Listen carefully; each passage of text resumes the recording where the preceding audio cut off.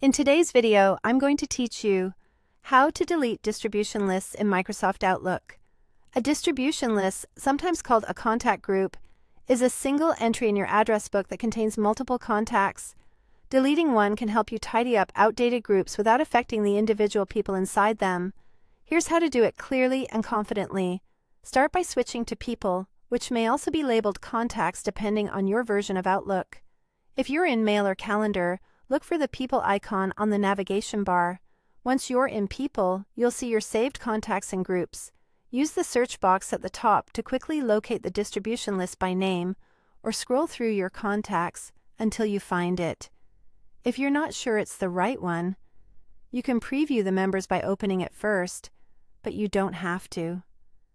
When you've found the correct contact group, right-click it and choose Delete. Outlook will ask you to confirm. Confirm the deletion to remove the group from your contacts.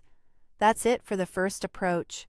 This removes only the group entry, not the contacts inside it, so your individual contact records remain untouched. There's another straightforward way to do the same thing. If you prefer to double-check the members before you remove it, open the contact group by double-clicking it. With the group open, look at the ribbon or toolbar at the top of the window and click Delete. Again, confirm when prompted. The result is the same. The distribution list is removed from your